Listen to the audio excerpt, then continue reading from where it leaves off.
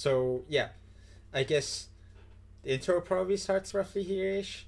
Anyhow, this is my submission video for Peggle Deluxe any percent, and what you're seeing here is a thought of my PB, and I'm gonna be giving some live commentary over it. So I think the run starts in like 10 seconds from now. Yeah, basically, if I'm gonna run the game, it's likely that someone else is gonna be doing commentary, because this is not the kind of run where those things combine well. So yeah, we're gonna get going. So this is Peggle Deluxe. The main gameplay loop is pretty straightforward. There's a big sort of pachinko level in front of us. We're gonna shoot balls into it, and we're gonna have to clear all the orange pegs to beat the level. And we're gonna do this for all 55 levels in any percent. So in general, there's of course a big elephant in the room, which is that where those orange pegs are gonna be in the level, or basically what I should say is how the pegs are gonna be colored, is gonna be random. There's 25 orange pegs, and usually any one of those can be orange. So we can see here, we have a sort of general approach for some of these easier levels. In this case, we wanted to get these slides first, because they are a bit, they tend to be janky if you get like a weird bounce into it. In general,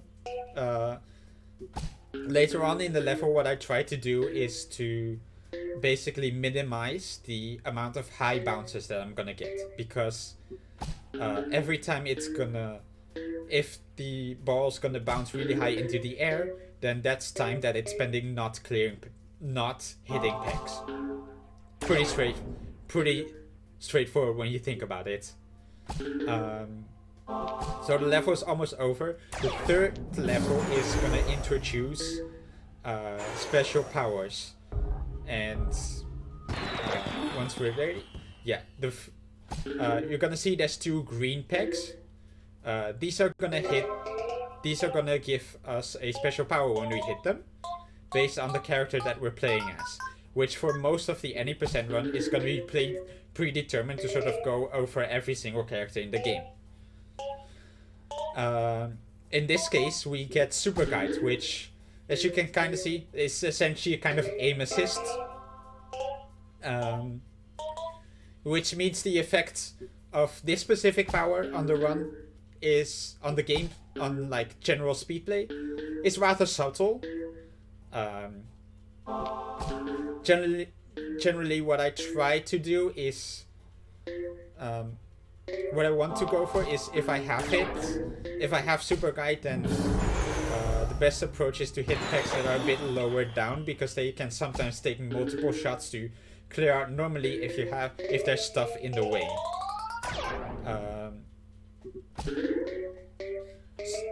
So the fourth, this next level is pretty fast level overall. Nice. Although I think I didn't get it quite well in this run, I'm not sure.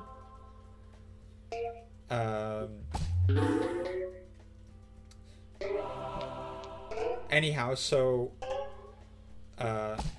from the next level onwards, what we're gonna see is actually some setup shots, because even though like the placements of the different kinds of pegs is random, the actual like collisions is not random. So what we can do is, if we have ways to like get the same input, get the same exact cannon angle consistently, then we can basically get the same shot every time if we know that that shot's gonna be good. So we saw it kind of quickly here. Probably missed it because it goes by quite fast, but basically the general idea is to point the cursor all the way to the sides, and then use the arrow keys to like and then use the arrow keys, which will move the cannon in a fixed step size. So we move on to the next stage. This stage we get Jimmy, and we got multi-ball. It looks extremely convenient that I got the green peg to spawn right in the middle, below the cannon. It turns out that when you're playing adventure mode from a new file, you're gonna get there's a bunch of levels where some of the greens are gonna have predetermined spots, and this is actually the first one that has a green peg in an actual interesting location. So in this case, I could use that to go for a way to collect the multi-ball that tends to be that is usually alright. Kind of go a bit by feel on that one. For the next level, I think I'm going for a pixel shot, which is very bluntly, we're just gonna aim at a specific pixel, and that's gonna determine the cannon angle at a specific angle, and we do that to sort of free up the second slide in the slide on the right in a reliable way that actually also clears a bit of the arc on the left. In this case, usually it takes a few seconds to like set up such a shot, so we typically need to have a bit of a good reason to like go for such a strat. Which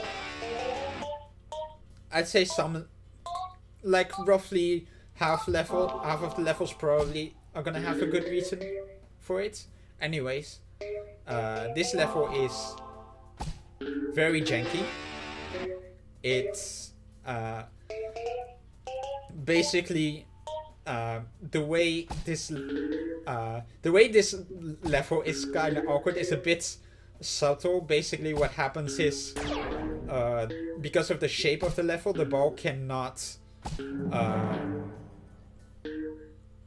does not lose momentum that easily, which leads to a lot of times to kind of get awkward bounces that kind of bounce towards the middle, and then when the middle gets cleared out very quickly, it just kind of drops into a void. Anyways, here's a very particular strat. We go for a tap shot on the left and then a pixel shot here that's gonna get that slide. Now, I got the multi-ball in a kind of janky position there. Usually, you still have the complete slide on like the bottom left, which you can go for afterwards. In this case, I did not get that. You can simply choose to just reset for a better layout if you think the green's in an awkward location. In that case, I didn't do it. Anyhow, the next level, it turns out kind of one of the hardest levels in the run. In particular, multi-ball is just not very good here.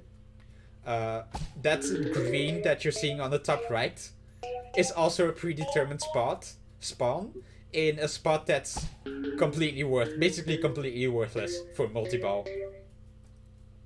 So yeah, that makes it a bit hard. As you can see, I only have 6 balls so far with quite a bit of level left.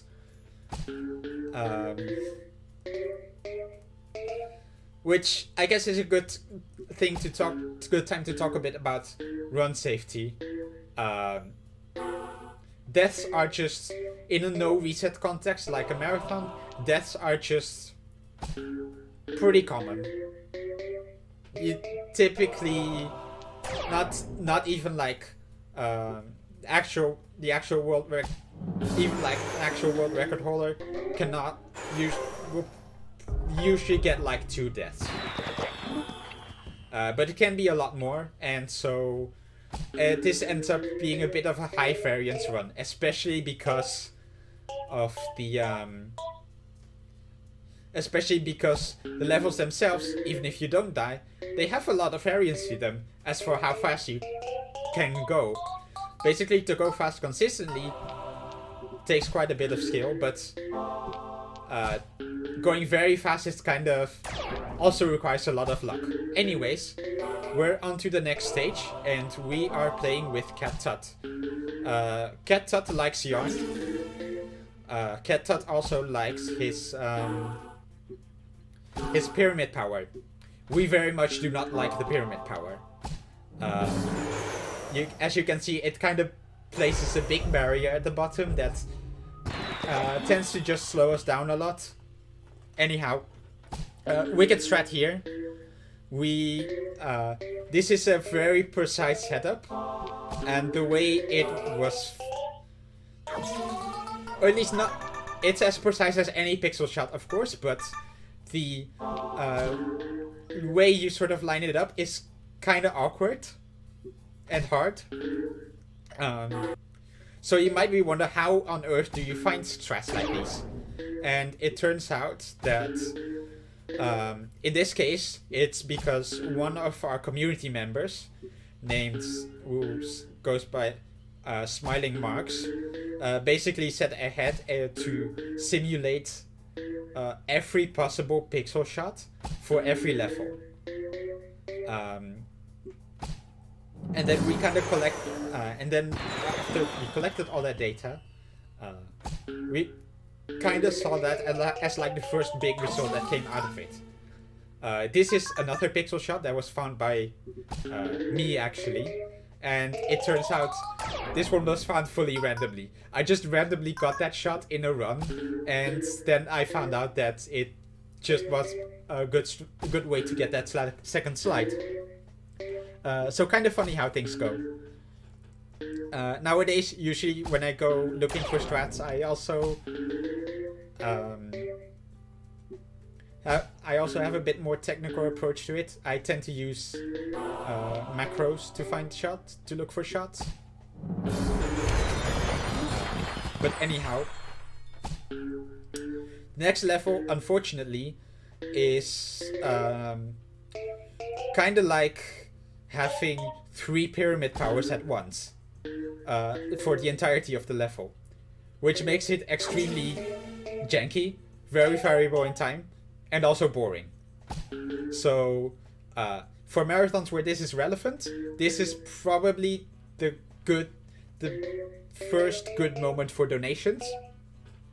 There's gonna be a few more boring levels, which I'll probably point out as I go along.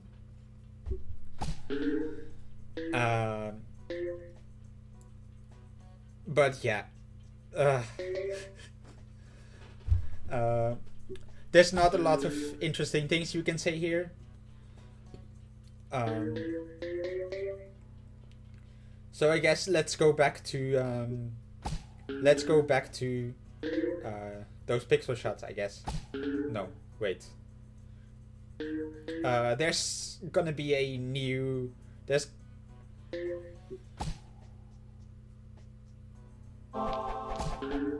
Yeah. Okay. I'm losing my train of thought a little bit. That's probably all right. The next level has kind of 2 pixel shots that I go for. There's the first one to get the slide on the bottom, very wicked.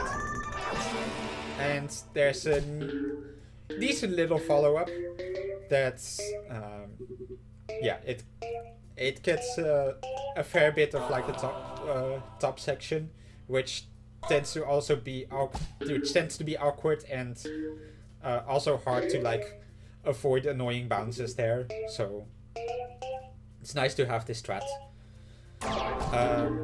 For the next stage, we're gonna see.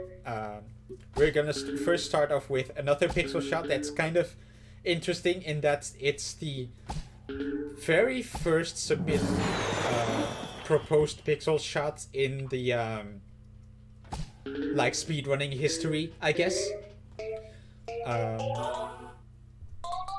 It was I think it was found before I even did run seriously of this. Um, which is uh, pretty interesting. At the time, no one was really comfortable going for it, but eventually we kind of sort of turned around a bit and realized that yeah, these pixel shots tend to not be terribly hard, for how good they can often be. Anyhow, we're on to stage 4. We're playing with Splork. Splork is the first actually good master, I would say. Basically, what he does is when we hit the green, there's gonna be an explosion around the green that's gonna pop a bunch of pigs. Which is not that. For this level in particular, it's not that great. I had to reset there a few times. Once because I messed up the opener strat, which gets like the top slide, which is pretty important, and the other because I didn't really like the layout. Yeah, so Splork is definitely one of the most layout dependent masters, I would say. Which is kind of obviously because there has to be stuff that's actually worth hitting around the greens for the power to work well. What's interesting though is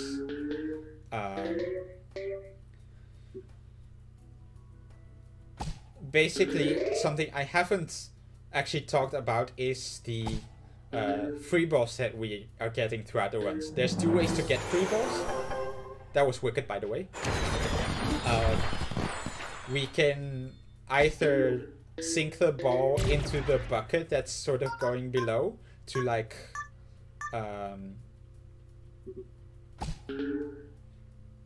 to recover the ball, and there's also you can also get a bonus free ball from scoring. If you score 25,000 points in a single shot, then you get a free ball, which for Splork, which Splork is actually pretty solid for this reason. We do need to get free balls typically. Since on average we tend to need, I at least tend to need like 11 shots per level, and we start with 10, so on average we need 1 free ball per level. But yeah, the explosion obviously hits a lot of pegs at once, and that way you can get a decent scoring shot. What's also important here is that I'm going to be looking at the multiplier. There's the fever meter on the right. It goes up with every orange peg you hit, and at certain points it will increase the multiplier. So in this case I hit the explosion at ×2, and I hope to get a free ball with that. It wasn't quite good enough for it. But yeah, in general, for some of these levels we try to aim the I try to sort of time the when I go for the explosion to give me the best shot at getting a free ball.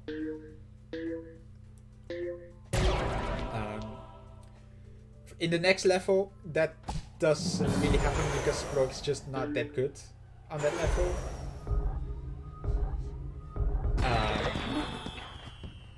Which is, yeah, this monstrosity. We go for these side shots to like try to get inside. You have to go for specific timing, otherwise the ball is gonna bounce out. I got the bounce out on the left, but I think in the moment I felt like that was alright because I did get a good blast with it, which tends to be not super common on this level.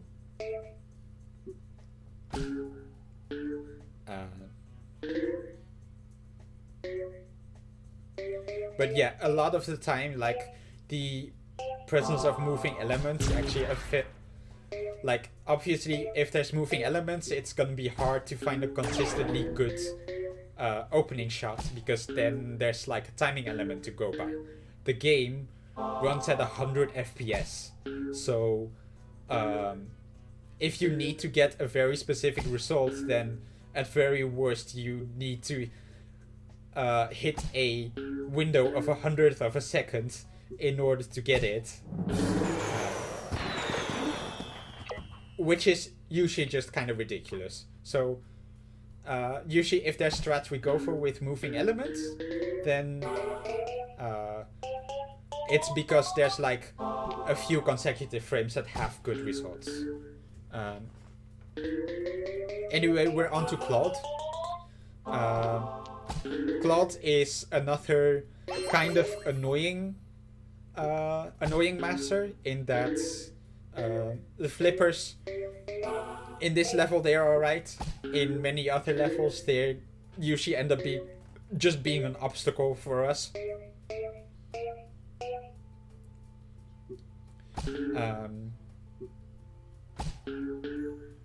So yeah, for most levels we just kind of avoid hitting them. But moreover, there's many times when we go for openers, we also want to time them with a to make sure that the opener shot actually lands in the bucket. And it turns out that the flippers actually really mess with the movement of the bucket. So this is this is Gerald level. The fish is named Gerald. Everyone's gonna have to post Gerald in chat, otherwise the run's gonna be invalid. I don't make the rules. Sorry, I'm sorry. But yeah, other than that, it's actually another boring level. The next level is also kind of boring, so there's actually gonna be a bigger. There's actually gonna be a decent donation window, I guess.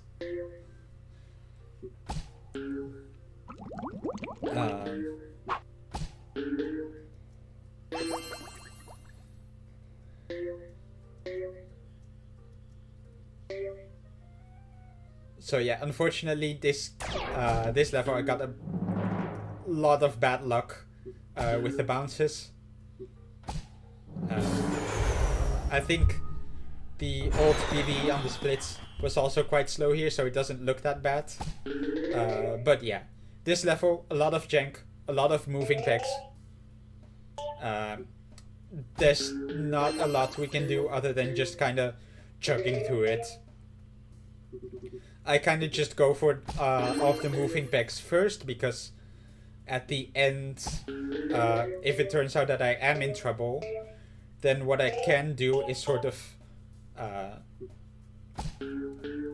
pick off the static packs one by one, and then get a bucket every single time, which is something that's usually a bit slow. In runs, most of the time, if you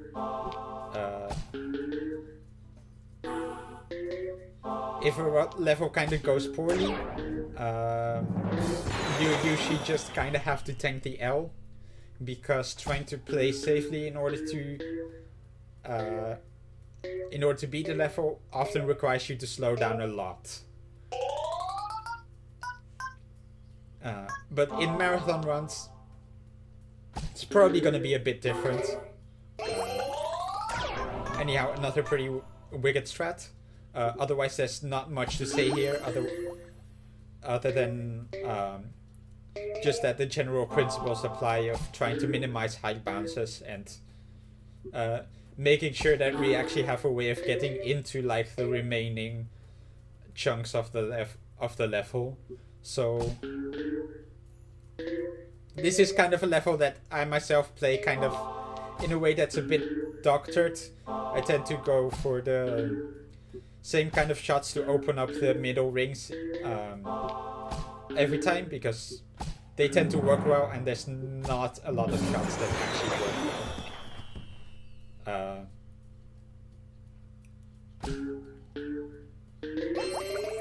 so yeah, in this case, I'm going for a pixel shot. Unfortunately, flippers, as you can see, actually mess with the buckets. You're supposed to be able to get a bucket for both of them, but in this case I got neither. So, since this level is kind of awkward, I kind of tried actually using the flippers a bit, which tends to be not the greatest idea, but you know. Sometimes when you improvise things, you just improvise something poorly. That's just the way the run is most of the time.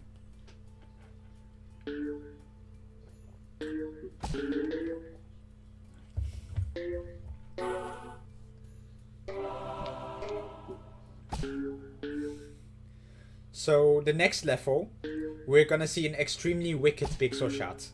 And it turns out that it's one of those things where you're actually going for a timing related strategy. In this case, we're gonna have 3 frames to actually hit the thing that we want to go for. So in my case, it took a bit of time to set it up, but I did end up getting it nicely. And yeah, the critical part is getting the 3rd slide. That's where the 3-frame window comes in. I got it this time, which is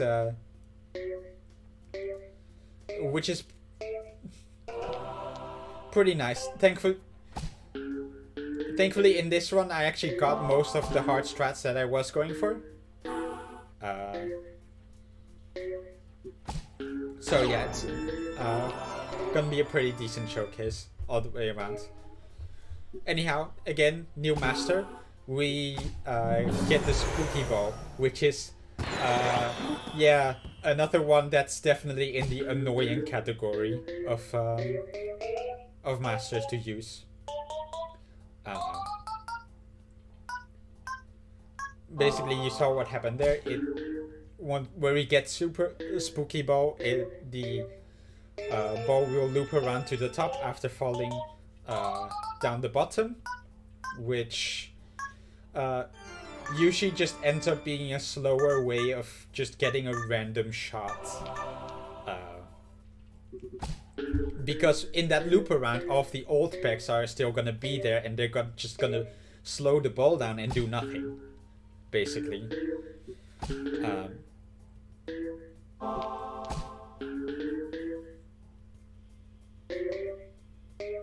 So yeah, unfortunately, this is a bit of a boring segment, slightly less interesting segment of the run in general. I do promise that it gets better after this level. I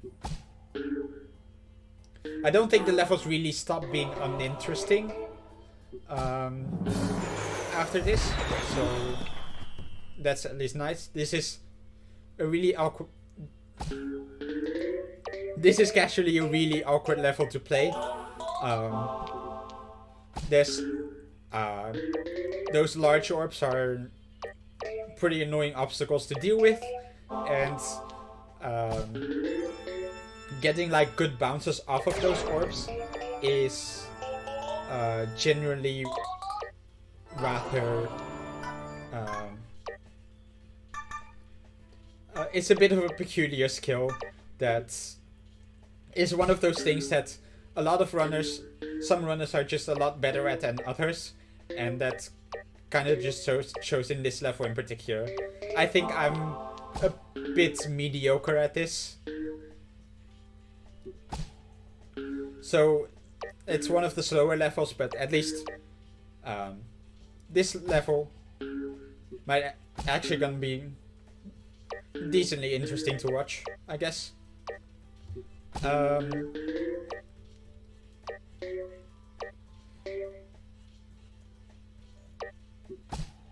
Next level is gonna be one where I'm gonna be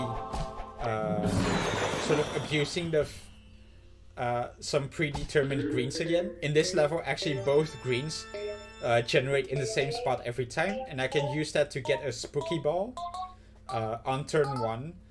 that also doesn't get blocked by the like the big V shape in the middle, because if the ball kind of falls in there, it's kind of guaranteed to just drop into the bottom and get nothing. So so normally a turn 1 spooky ball isn't that good, but with that strat we can make it work quite well for us.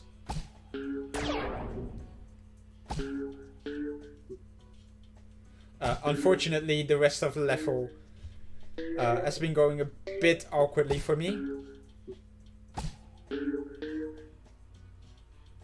I think in this case I did get lucky though, so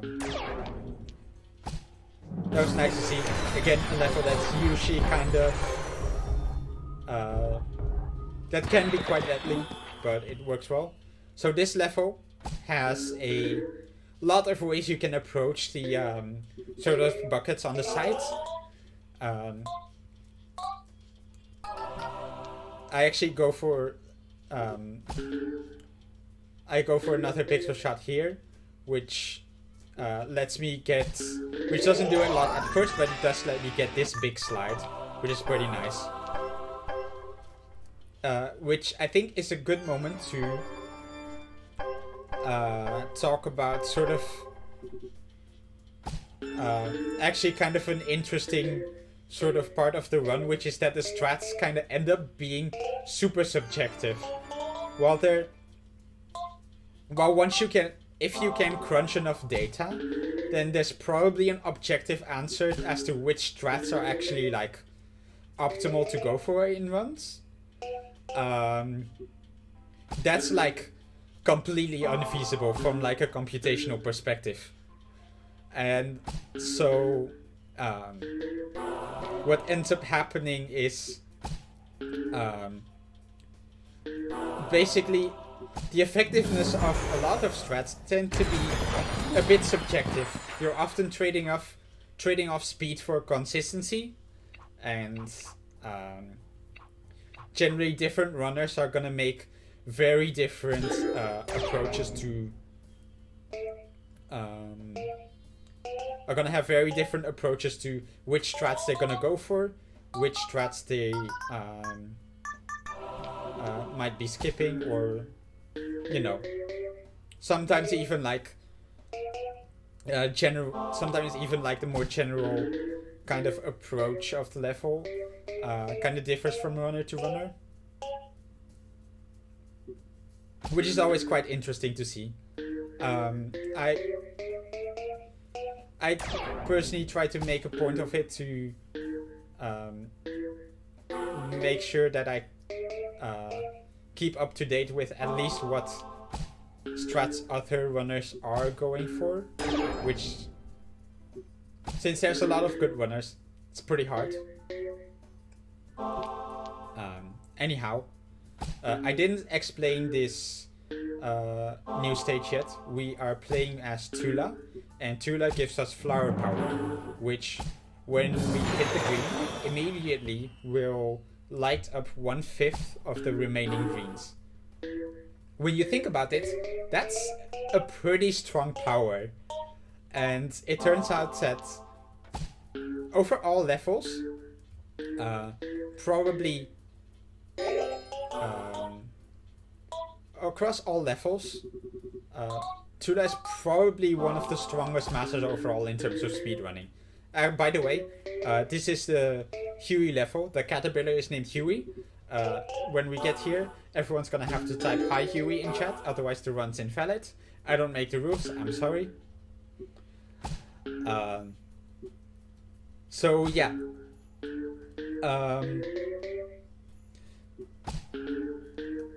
Anyhow, what I was gonna say is, yeah, so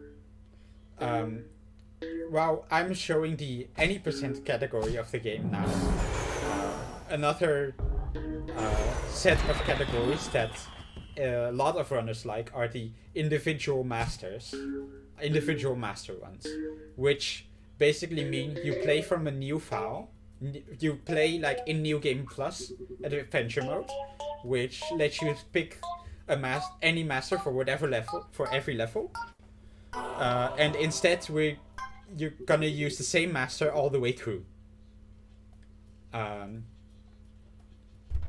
Which kind of what ends up happening is a lot of runners sort of have kind of treats like a specific individual master as kind of their pet project, which they kind of specifically grind out. So there's back in the day when Duck Duck used to run this game, he would put a lot of time in the Claude run. There's George, who puts a lot of effort in Tula runs, and there's yeah, and then the list kind of goes on. So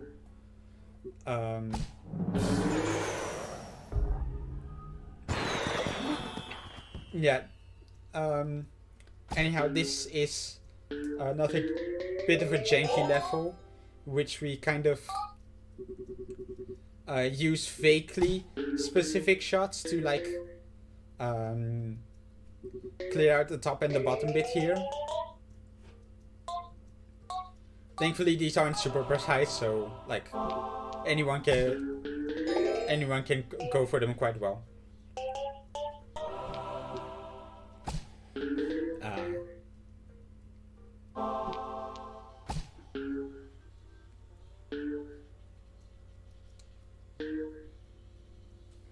I think I wanna take a quick rest a bit. A lot of, at least the next level kind of speaks for itself. This bit is a bit slow, unfortunately.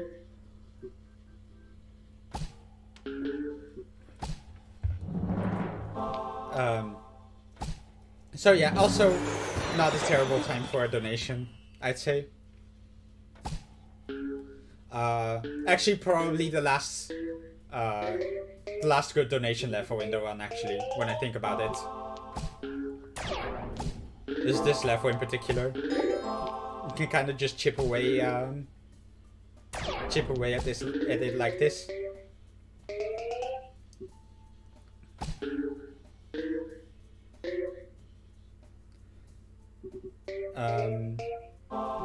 So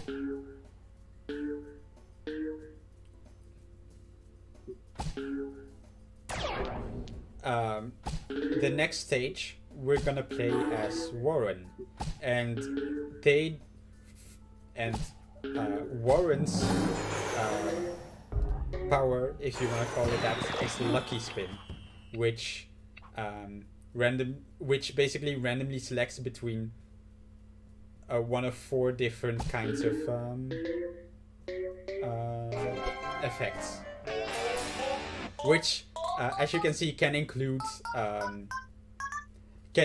any of the other powers we've already seen. One of them is always going to be showing up on the bottom. Anyhow, what you just saw was kind of an interesting sort of setup that we haven't seen before, which is what we call the down shot. Basically, when we aim at the character portrait, the cannon has a big amount of variance for not that many positions, so we can kind of make the cannon snap down the middle, which we know is going to be the same angle every time, like it would be if we hit on the side, if we go for the sides.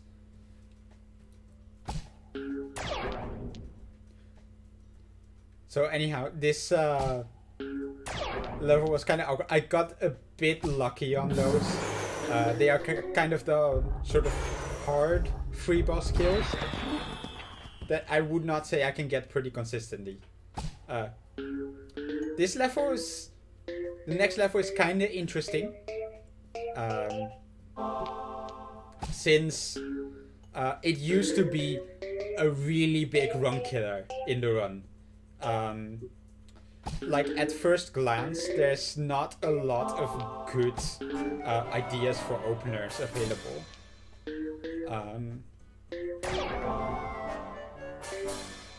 But it turns out that we can actually use openers that have the subtle effect of opening up the ear areas of the sides a bit. And it turns out that with those bits open, we are just far less likely to just get stuck with an orange peg that's like buried behind a bunch of blue pegs. So it's kind of interesting that this ends up being a level where a certain strat ends up having a super subtle but very important effect. On the contrary to the last level, this level is a pile of jank.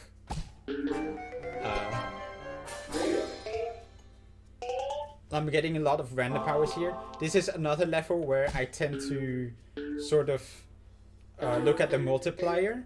The best kind, typically if you go into the middle, that's the best kind of single shot you can get. It wasn't quite great here, but usually once the middle is open up, you can get a better one. Okay, in this case I just explode my way through it. That's epic. So yeah, the general idea is to just wait for going into the middle to until the multiplier is close to ticking over to ×2, which gives us the best shot at getting the free balls we need. So the next two levels are all kind of oddly shaped, and we go with kind of convoluted strats to them that each have like several steps to them, because they're kind of slow no matter what you do, and at least with this strats they are still slow, but at least they are not that likely to kill you.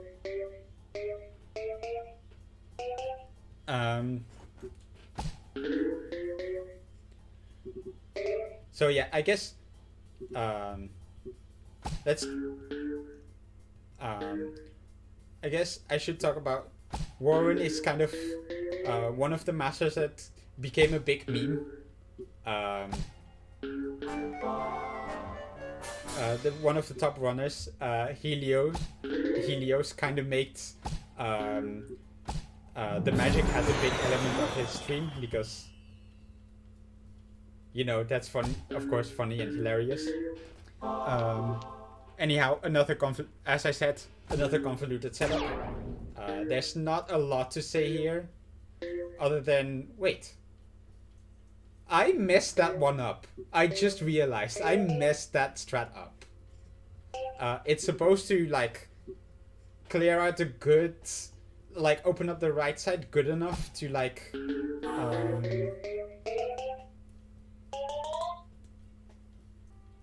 so that you can like get into those pockets a bit more.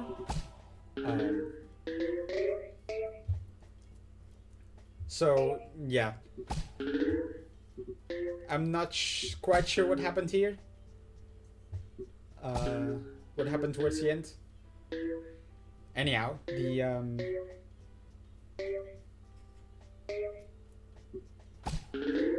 coming up is gonna be a very interesting level where somehow there's a super straightforward but extremely strong strat. After we're done with this, I kinda did these side four bounces a bit awkwardly, so it's a bit slow. Yeah, we're gonna go all the way to the left, and we're gonna reset so that we don't get a turn 1 fireball. And then on the second shot, we're gonna go all the way to the right. What fireballs does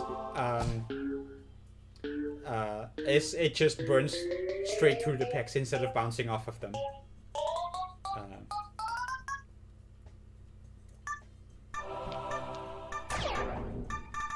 So yeah, while it looks like this is a slow way to sort of beat a level, it turns out there's both just a bit too much stuff to clear with the fireballs. I think we're gonna see soon what the kind of effect is.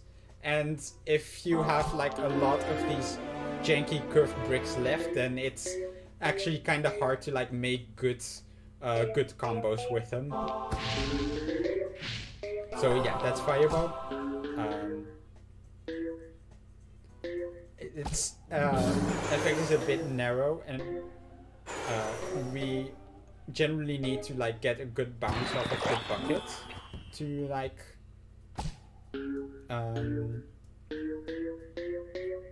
like get good fireballs. Actually, I forgot about this level. This is another donation level, probably.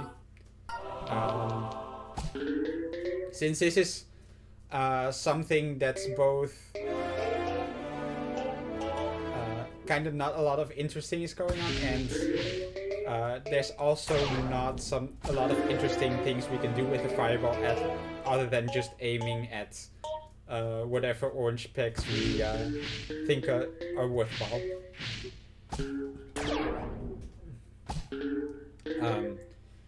The next three levels are all have a bit of a theme to them in that they are very over-engineered for Cinder. Yeah, there's like this big clumps of stuff that there's no real way to like get through to them other than like just using the fireball. So I'm gonna go for a pretty precise bounce.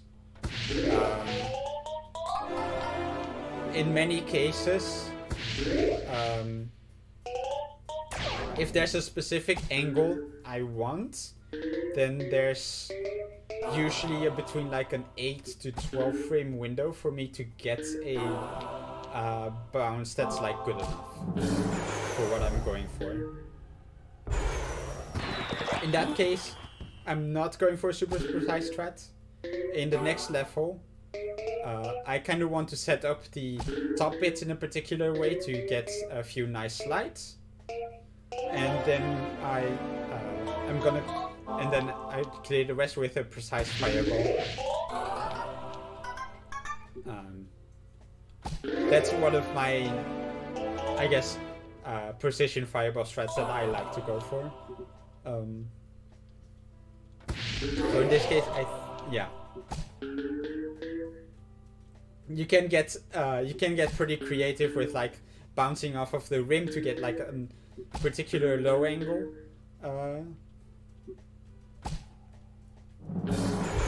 So yeah. The next level also has a lot of clumps, but they're a bit too wide to clear with just fireballs. So I think what I usually end up doing is with the small opening at the left, I can actually get the ball stuck in there pretty reliably.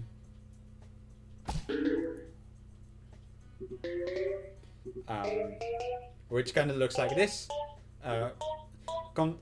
What's kind of conveniently for me, I didn't get oranges that were buried in like the remaining half of the tree. Otherwise, you typically do need a fireball for it.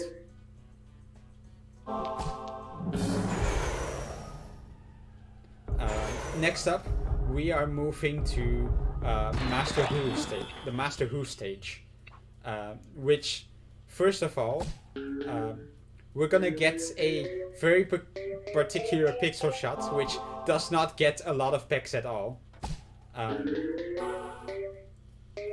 Yeah, so it got like 9 pegs. So you might wonder, why could he possibly want to go for it? And the answer is, it turns out this level has a few pegs that are forced to be orange. And they are actually underneath this rotating cane in a way that makes that you can't like actually reach them directly. If you don't just get them randomly, or you don't use a setup for it, then you kind of just have to go for a weird bounce. like a rim bounce or like weird bounce off of a peg, which is of course awkward because you can only go for it once because the peg will disappear. So yeah, explaining Zen Ball.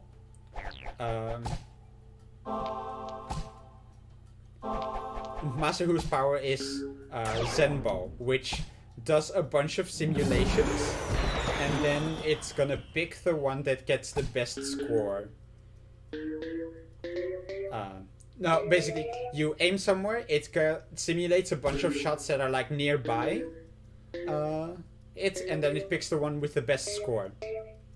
An important detail there is that it goes for the best score, which can be awkward depending on where the point boost is. There's a purple peg, and that gives us a point boost.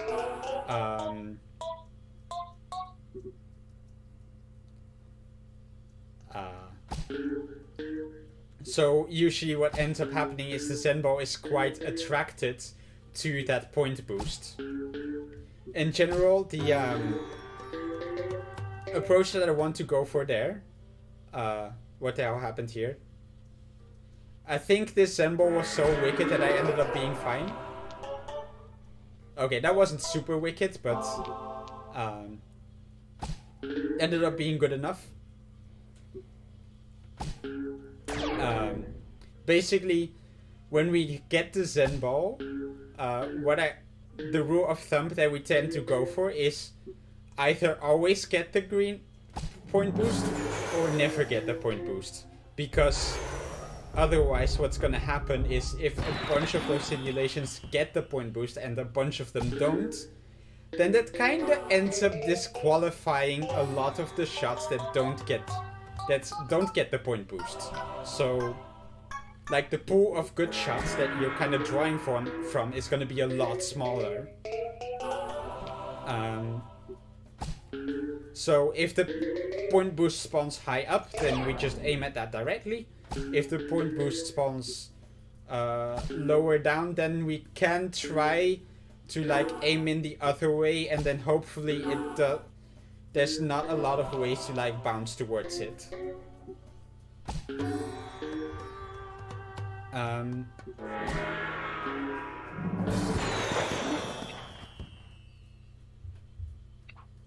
Anyhow, the next level, another one that's where we do a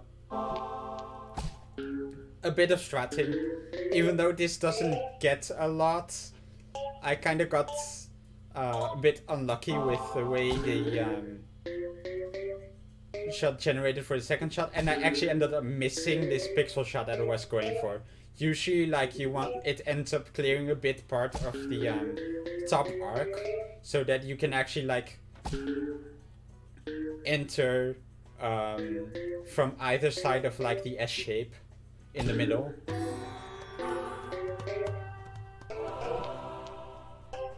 Of course, this is my PB, so I got lucky enough. Lucky enough in this case that I got it cleared quite well. So yeah, you'll see the last few levels all had a bit of the theme that they were kind of janky in some weird way. There were portals, there were moving objects, and there's Zenfrog. Unfortunately, Zenfrog is a bit of a lottery. You can do a few things that kind of like play the odds a bit, have a better shot at getting good combos. So what I tend to do is I make a small hole near the top and I try to like aim a few shots into those holes. And then hopefully get a few good wall bounces. That's usually the early strat that I go for.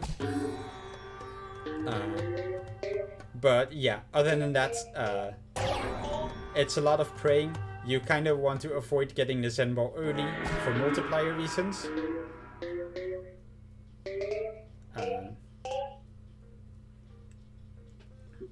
But yeah, there's like I would say there's usually like a 20% chance that a run dies here. If we were going in like for like actual if we were going for like actual PBs. And actually we're up to the final 5 levels of the run. And for this one, since we've been through all the masters already, we just get to pick whatever master we want. And we do this extremely wicked strat at this level. Which just gets 3 slides. It is a hilariously... It is an absolute banger strategy that was found by a community member, by Poetry Strut. He does occasionally a bit of like strategy hunting, and like 80% of the time he tends to find absolute bangers.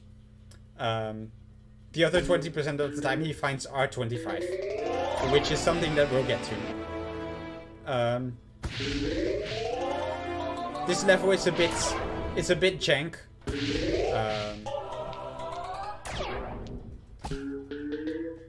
Early on I tried to get like specific setup shots that have a good chance of like getting a good slide somewhere.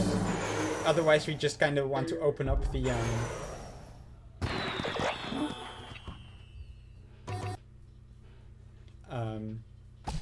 with Fireball. And so this, I would say, is one of the hardest levels in the run. You see those 2 portals in the sides? When you shoot through there, and it's gonna teleport to the ball's gonna teleport to the UFO, which, of course, since it's moving, it's gonna make shots that go through there extremely hard to line up. And you kind of just have to do that because most of the level is just blocked off by these big ledges that are just placed there. So yeah, we try to just get decent sand balls, and then hopefully not lose too much time to like missing aims for this. Unfortunately, I tend to both be not the greatest at like these aiming through the UFO, as well as avoiding getting a big slowdowns from getting stuck on the ledges, because as you saw, it takes a very long time for the ball to like roll its way through there, if that happens.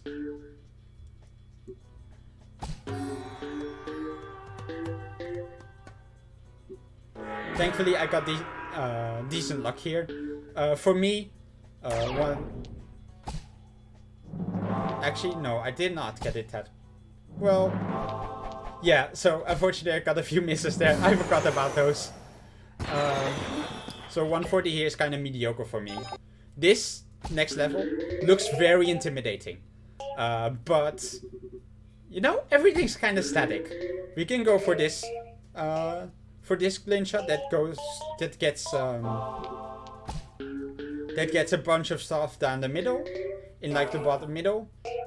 And you can kind of like study the level well enough to the point where you just kind of know which where to aim to get the bounces you want.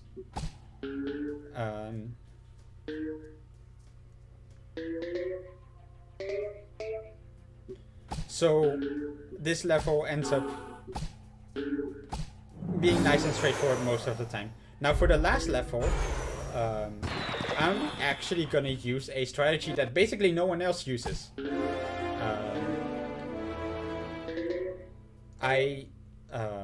This is another precision fireball strat, except I'm gonna need to do this twice. I got it the first time. I think over here I miss it the second time, which loses like 20 seconds, probably. So usually the strat that most people go for is you pick Splork, and then you're gonna reset until you get both greens to end up in the helix, and then with the explosions are just gonna clear most of the helix for you, really easily. So once you have a good layout, you can clear the level in like 30 seconds, but you can lose a lot of time for just resetting for getting a favorable layout. That's kind of why I prefer this strat. Time's gonna come up now. And yeah, that was the run. There's a lot that I did not get to. It just happens to be one of the kind of runs where there's so much to explain in terms of like